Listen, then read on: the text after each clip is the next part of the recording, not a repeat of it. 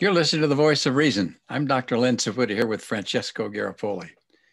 With things being as they are, a lot of the time when we don't know exactly what to do, we try hard, we try harder. And sometimes trying harder isn't what we need. What we need to do is do something within ourselves.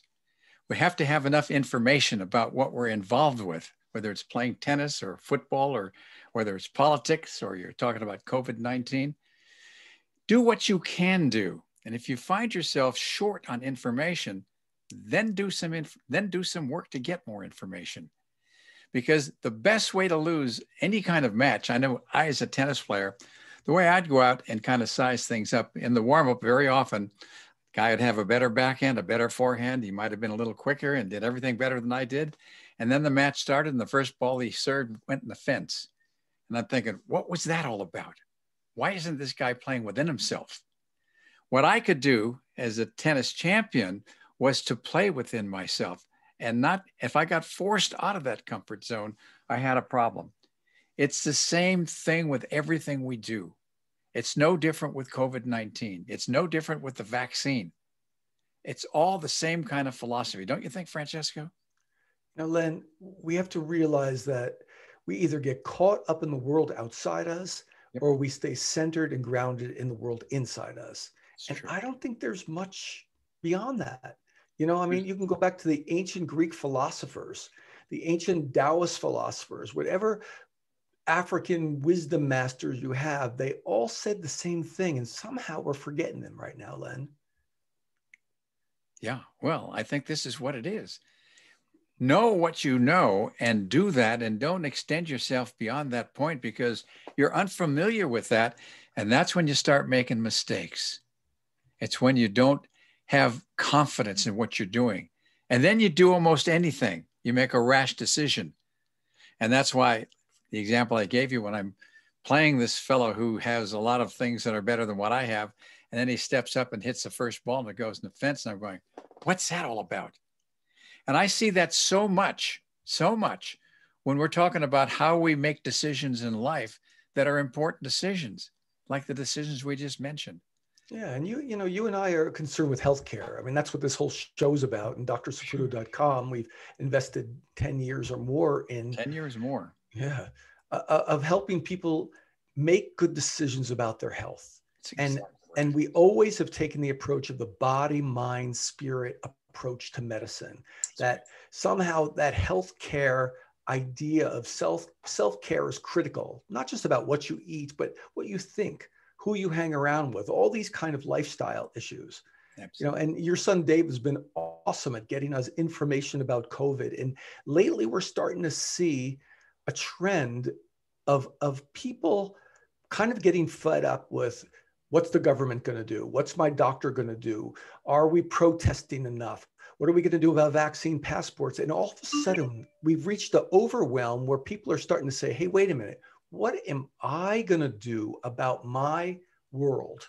Yeah. What can I do to make my life, it makes sense to cope with this and make sense of this whole thing? And I think that's really what we've been pushed to, Len. Well, that's where the bottom line is.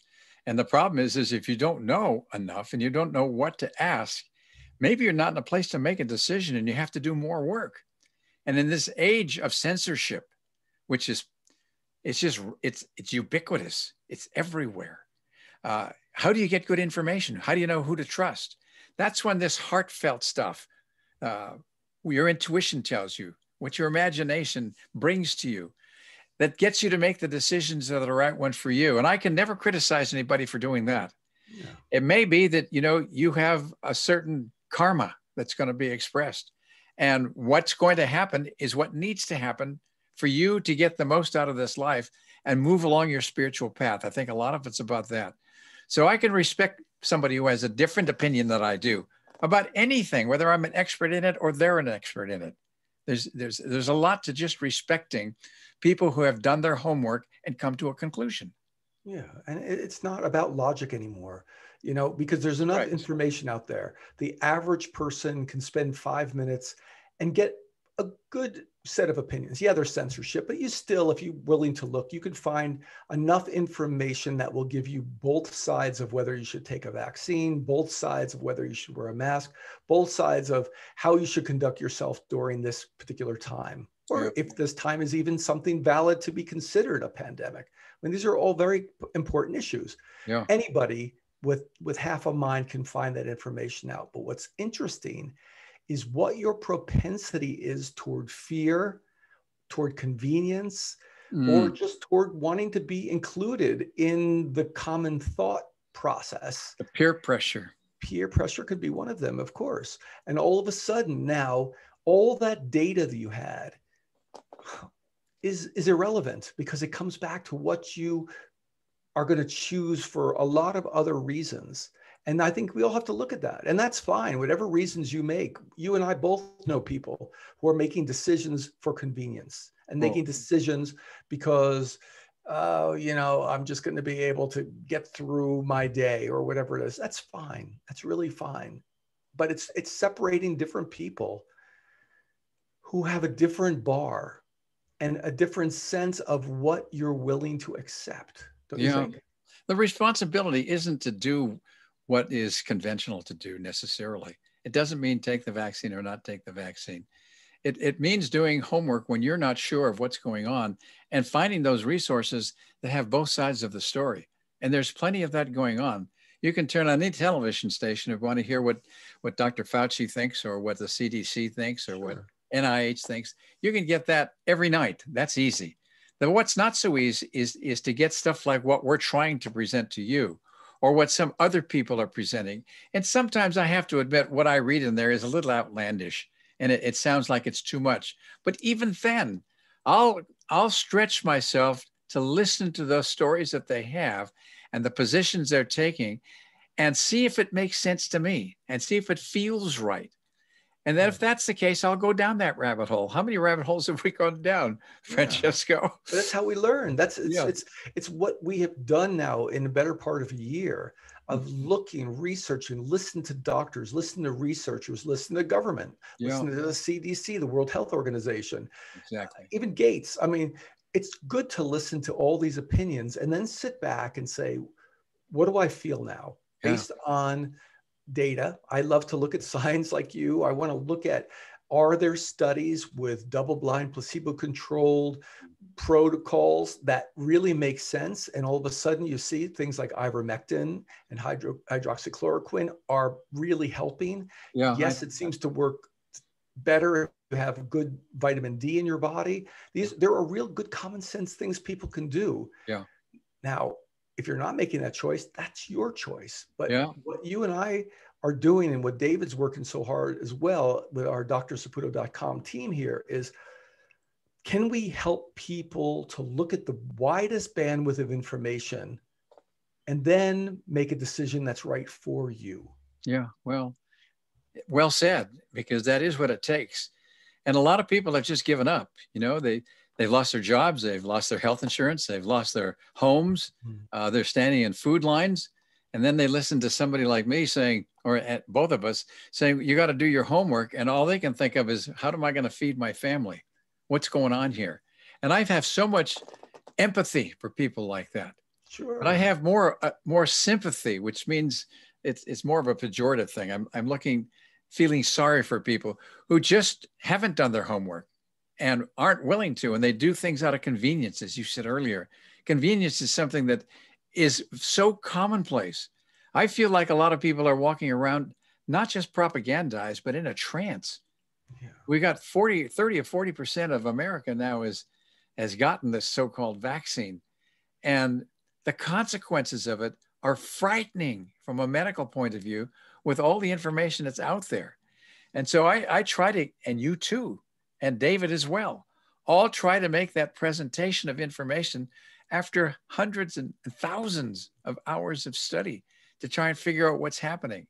And it's all done with the intention of helping you understand what we have struggled to understand, and then share it with you. Then you can see who sounds authentic, who is convincing when you listen to the story. Is it making scientific sense? Does it make sense to you? And if you can answer yes to any of those, then you've got your answer. Yeah, and that's you don't beautiful. have to be a world-class expert as we are on this topic. You can just be an ordinary person who's collecting information from people who feel right to you after you've done your homework. But these people then are coming to me and saying, I just got both of my vaccine shots, I know. but I still got tested at the airport. I know. And I got both my shots, but I still am now being told I have to have this vaccine passport, and I still have to wear a mask, and I still have to be careful, and I still have to get tested constantly. So these are very tough answers for me to give to a person when they ask me why, because it doesn't make sense to me.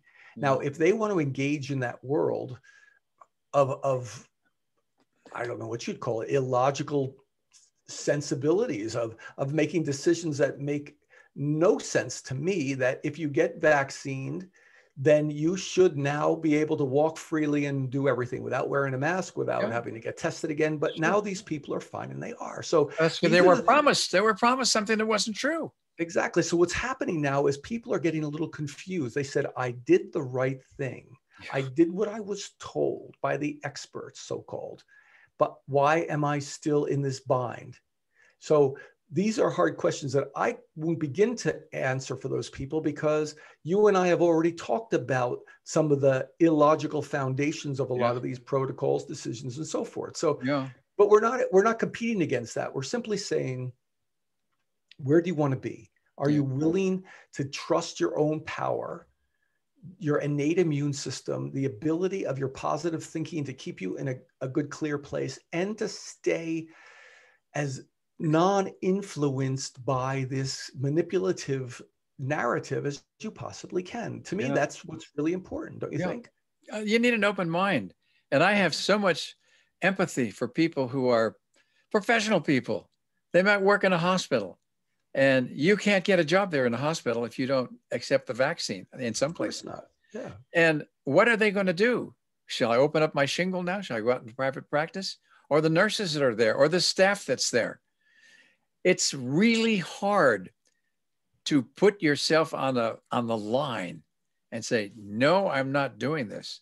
I know another family that is working for the police department, and they're insisting that they take the vaccine. And this person is saying, I'm not taking that vaccine no matter what.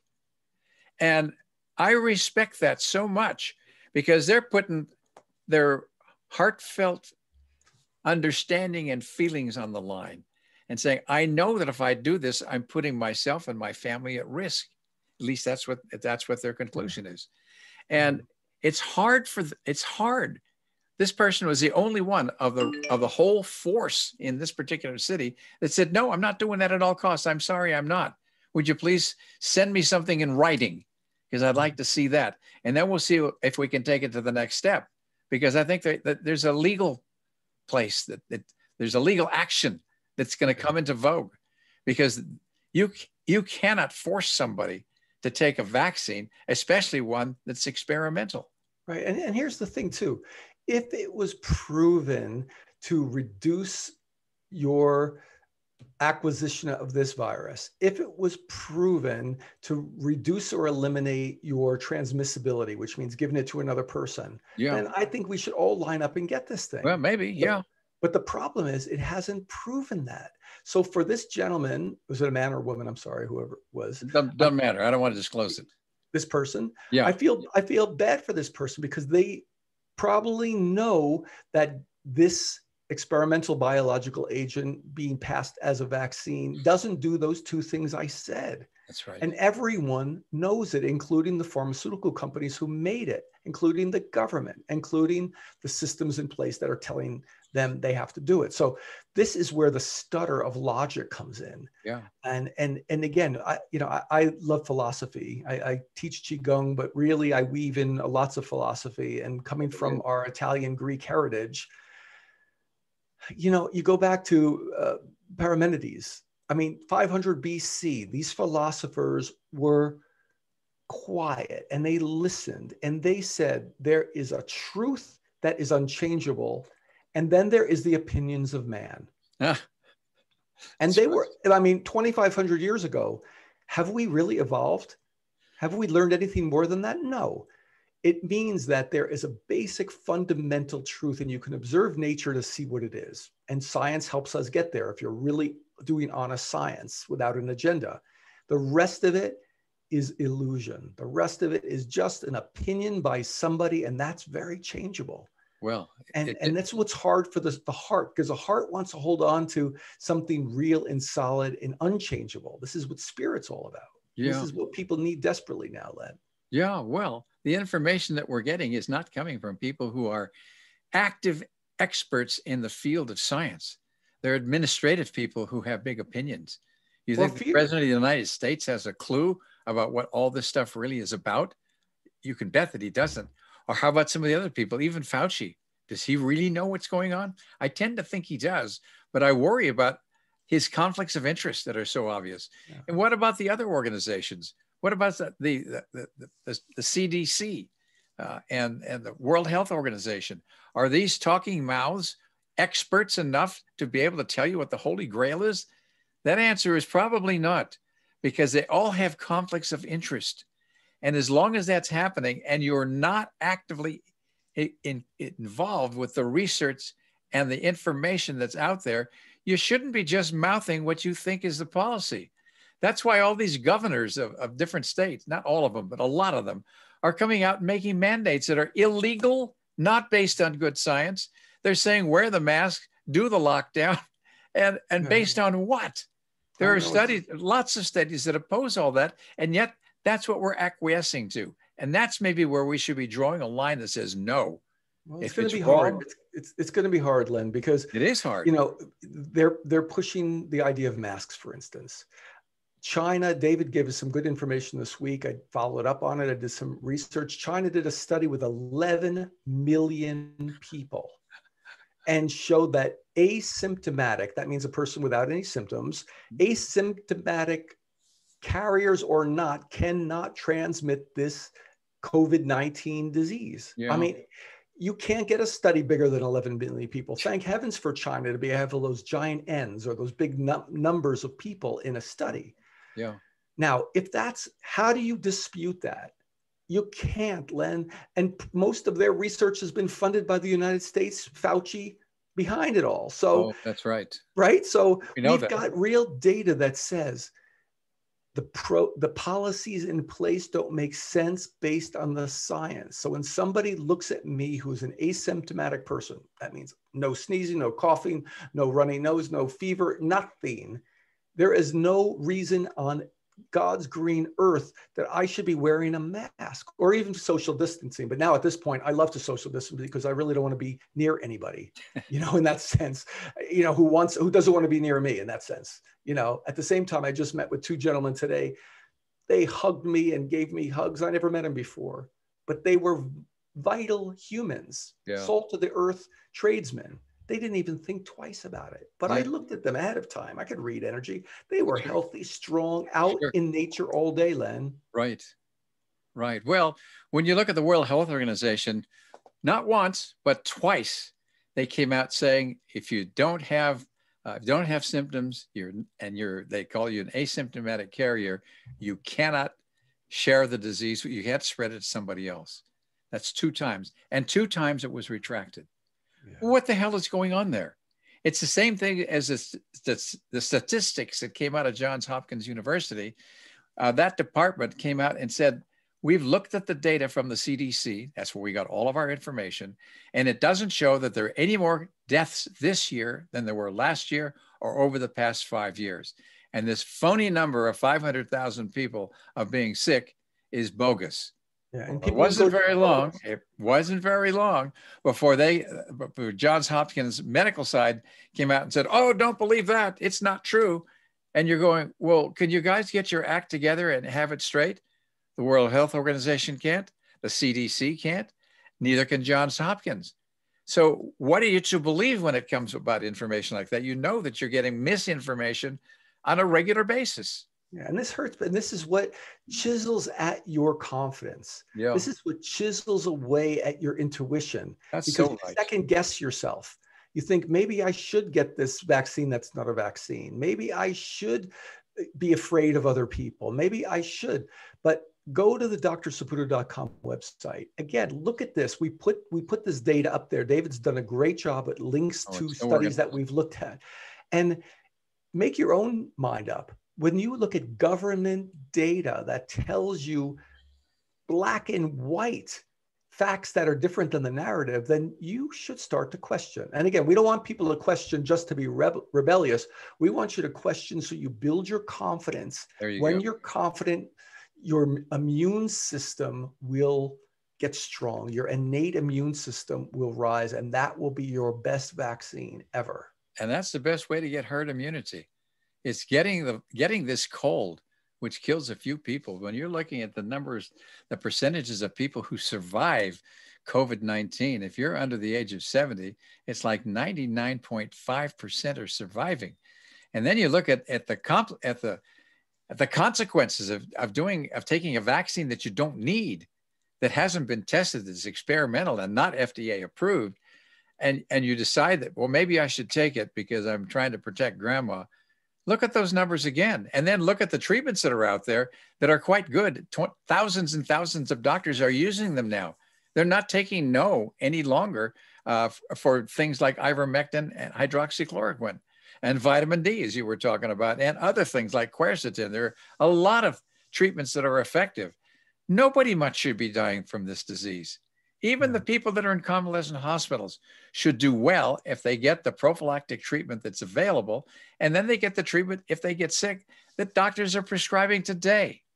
Right, and we're seeing hundreds, if not thousands, of cases that doctors are reporting that even a person who is in that critical category, like you say, over 70 years old, right. Other type of illnesses that would put them at risk in the respiratory area or heart or so forth. Even those people, when they get diagnosed and it looks like they're getting the onset of symptoms, when they are treated with these other nobody's dying. Nobody, it's a rare person that's dying. Right. So this is, and we've seen that one study by this doctor who had 1,500 people he worked with. All documented. So why aren't these being talked about? I don't even want to discuss why mainstream medicine, it's almost an atrocity that they're not looking at options. Not almost. It is an atrocity.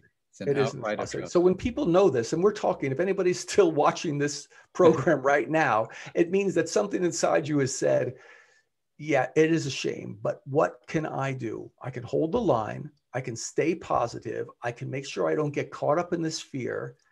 And then people are going to ask questions like, what about this IBM Moderna deal going on with a vaccine passport, for heaven's sakes? Yeah, right. For a vaccine that doesn't prevent you from getting it and doesn't prevent you from spreading it, but you have to have a passport to say you took it. See, these are the things that really confuse my simple mind. Yeah, they confuse everybody's mind, and people don't know what to do. So they acquiesce because they say, I've got a job. I have to travel to have a job. Give me the vaccine. Or my employer says I have to take it, or I don't have a job. Or maybe they work for some school that now is, got lots of kids in it. You have to take the vaccine. It's like we're being blackmailed, coerced, forced into doing that. And the question is why? Yeah. Well, you know what? At this point, everybody's got to make their own tough decisions. But all you and I can try to do is remind everyone to stay in your power, stay in your truth, and see how long you can keep your bar up at a level of integrity for you. Yeah. Again, just what's right for you, because that will keep you from feeling off balanced, angry, frustrated. We don't want people to be frustrated or angry. That's not going to help your immune system. Yeah. But if you're positive and in your power, in your heart, lovingly empathetic of other people and their decisions, but in your power to say, you know what, I might have to make some lifestyle changes if I want to stay in that. If not, I'm going to make the decision to acquiesce, and that's okay. If that's what you really feel you should do, you can do it.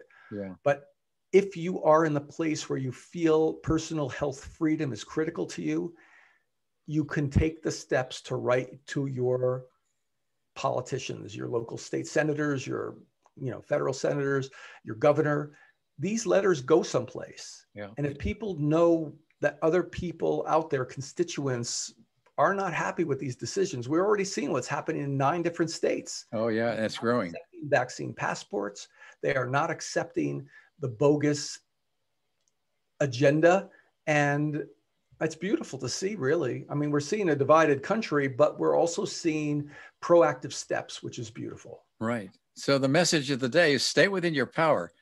Amen. Know what you're talking about. Do the research that you can, whether it's listening to us or somebody else, preferably doing a lot of different, taking a lot of different kinds of information. If you will do that, at least you have a start. Then you can be, with some conviction, you can defend yourself for taking the vaccine rather than saying, well, I took it because the government said I should, or not take it because we said you shouldn't. It's the same story. But what you do in your power, and this will help you in many ways. And so a lot of times, tough situations, challenges, traumas, things like this, push us to our truth. Yeah. And I guess that's what you and I really want. That's what David wants. Why we work so hard to put this show out, is maybe just to remind people, keep that fire lit, you know? Yeah. Well, like tennis players say, don't hit your first serve in the fence. The message for tonight. All right. Thanks for listening, you all. You're listening to The Voice of Reason. I'm Dr. Len Caputo here with Francesco Garofoli. We'll be back again on Thursday. So enjoy your time, do your homework, come to a conclusion that's right for you, and stick by your guns. Amen. Thanks for joining us. Thank you, Francesco. Thank you, Len. God bless you and our listeners.